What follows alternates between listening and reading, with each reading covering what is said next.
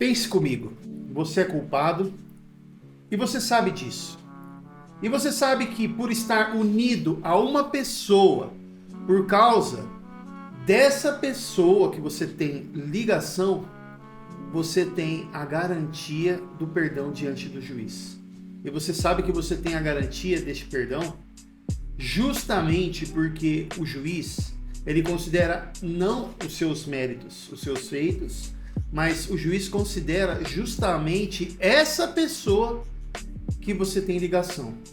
E é os méritos, a justiça dessa pessoa que conta em seu favor. E tendo essa garantia e sabendo disso, não poderia fazer você querer viver infringindo as leis, quebrando regras, cometendo crimes, assim como esses filhinhos de papai, né, sociopatas, que nós vemos por aí. Mas e se eu te disser que o efeito é o contrário? O perdão, ele gera gratidão e arrependimento genuíno, que é aquele que traz mudança. Quando nós consideramos a justiça do juiz, o peso da nossa culpa e os méritos e o amor daquele que nos representa, gera gratidão. E essa gratidão também é manifestada em forma de temor reverente. Isso nós vemos aqui no Salmo de número 30, no versículo 4, onde fala a respeito de um perdão que produz temor. Diz assim: mas contigo estás o perdão, para que sejas temido. Esse versículo carrega uma verdade profunda e que desafia a nossa lógica natural. O perdão de Deus não nos leva a uma vida frouxa, relaxada ou irresponsável com o pecado.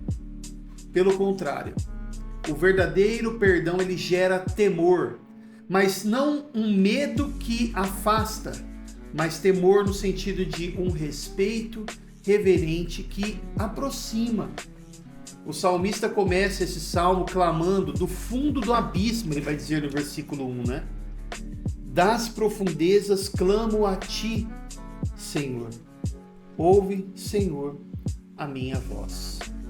Ele está em angústia, sentindo o peso da sua culpa e sabe que se Deus levar em conta as iniquidades, ninguém poderá subsistir. Está no versículo 3, né?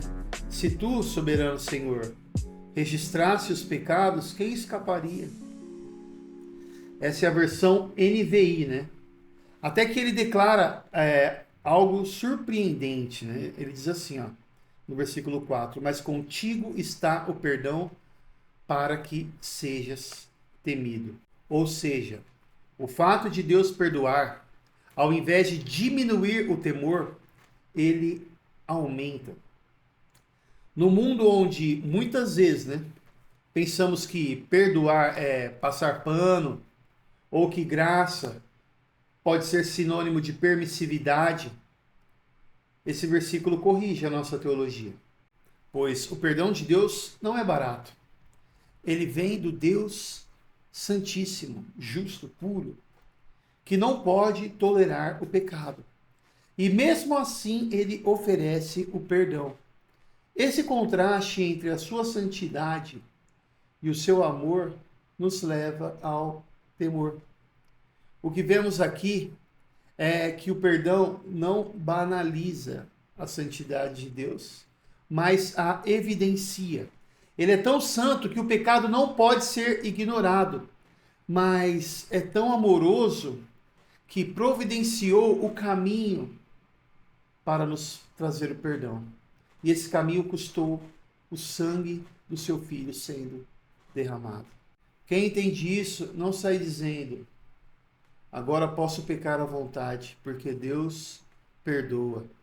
Pelo contrário, né? Quem entende a profundidade do perdão divino diz: como posso voltar a ferir esse Deus tão bom, tão santo e tão cheio de misericórdia? Isso é temor. Isso é o amor que reconhece a grandeza de Deus. Temer a Deus não significa fugir dele com medo, mas se aproximar com reverência, respeito, admiração. O perdão não é uma carta branca para viver no pecado, mas é um convite para uma nova vida, onde nós não queremos mais entristecer aquele que tanto nos amou. Lembra da parábola do filho pródigo? Quando ele voltou sujo, quebrado, arrependido, o pai correu ao seu encontro, o perdoou, o restaurou, e esse perdão transformou aquele filho, né? Ele não voltou para o chiqueiro, ele voltou para a casa do pai e ali permaneceu. Assim também acontece conosco quando nós somos alcançados pelo perdão divino.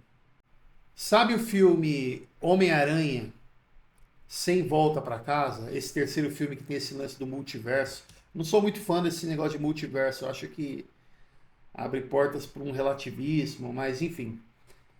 No filme, né, o Peter Parker ele comete um erro tentando salvar os vilões dos universos diferentes, né? E ele acredita que pode mudar o destino de cada um, mesmo que o custo disso seja alto, né? Então, seu desejo ele parte da compaixão, mas acaba gerando consequências graves, né? Incluindo a morte de alguém que ele ama profundamente, que é a tia May, né? Depois disso, Peter ele se vê consumido pela culpa. Ele poderia ter seguido o caminho da vingança ou permanecer endurecido, mas é justamente quando ele recebe compreensão e perdão que ele muda, né? No momento que os outros Peters Parkers de universos diferentes, né? De outras dimensões, sei lá, podemos assim dizer, né? O acolhem, mostram empatia e ajudam a restaurá-lo, ele volta a si. Lembrando que esses outros Peter Parkers também tiveram percas.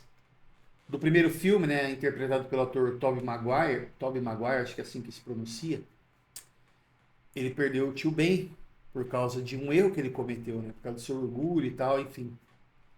No segundo filme, interpretado pelo Andrew, não lembro o nome, ele perde a namorada, que naquele filme não é a Mary Jane, né? Ela morre, né? E nesse terceiro filme, né? Nesse terceiro Peter Parker, né? Esse que tem ligação com a série Vingadores, né? Ele perde a tia May. E ele carrega essa culpa pelo que aconteceu com ela, né? E ele acredita que foi a sua insistência em tentar salvar os vilões que causou a morte de sua tia. E ele se isola, entra num estado de raiva, de desespero, e a culpa o consome, né? Aí a chegada dos outros Homens-Aranha traz para ele consolo, empatia. Os Peter Parkers desses outros universos, né? Lembrei, o segundo é o Andrew Garfield. O acolhem. Eles se identificam com a sua dor, pois ambos também perderam, né, pessoas queridas. E ao invés de acusá-lo, estendem compaixão. Eles reconhecem a dor dele. Isso é uma forma simbólica de perdão, né? Eles não rejeitam, não apontam o dedo, mas caminham com ele para restaurar o que pode ser restaurado. Isso se aplica muito, né, ao relacionamento entre cristãos. Quando um peca contra o outro exerce o perdão. Pois nós sabemos que nós somos pecadores. E é uma frase que eu gosto muito, né, que diz assim: perdoe. Ninguém pode te ofender tanto quanto você ofende a Deus. Mas a meditação, essa mensagem tem a ver a respeito do perdão que nós recebemos de Deus, que é incomparavelmente superior, infinito, do que o perdão que podemos receber de um semelhante, né? Então, concluindo o que eu estava dizendo sobre Peter Parker, nós vemos que esse perdão que ele recebeu trouxe restauração. E quando o Peter está prestes a matar o Duende Verde no final do filme, ele é impedido, né? Tem mais que eu lembro. Esse momento é o auge do conflito, né, interno. Ele poderia deixar a raiva, a dor o dominarem, mas ele escolhe o caminho mais difícil, que é o caminho da redenção. Isso mostra que algo mudou dentro dele, né? Ele foi restaurado. E ele não se aproveita desse perdão para errar de novo. Ele amadurece. Ele teme as consequências e passa a agir com mais responsabilidade, né? Então, como eu estava dizendo, assim também acontece com a graça de Deus. Quando nós entendemos o perdão daquele que é infinitamente santo, isso não gera em nós libertinagem, mas sim reverência. Não queremos mais errar. Não porque nós temos medo de sermos punidos, mas porque nós fomos profundamente amados e esse amor nos constrange. Se você tem vivido preso em ciclos de pecado, talvez esteja faltando a consciência da santidade de Deus e da preciosidade do seu perdão. Quem reconhece o que custou esse perdão, que é o sangue de Cristo, não brinca com o pecado. Quem contempla a cruz com olhos espirituais não sente vontade de correr para o lamaçal, mas de viver em santidade, por amor e temor a Deus. Que o perdão de Deus hoje não te leve a se acomodar no pecado, mas a se levantar com temor e gratidão, dizendo: Senhor, eu não quero mais te entristecer. Obrigado por me amar tanto a ponto de perdoar e colocar pessoas no meu caminho para me trazer restauração. Agora, Senhor, me ajude a te temer e andar nos teus caminhos. Amém, meus irmãos?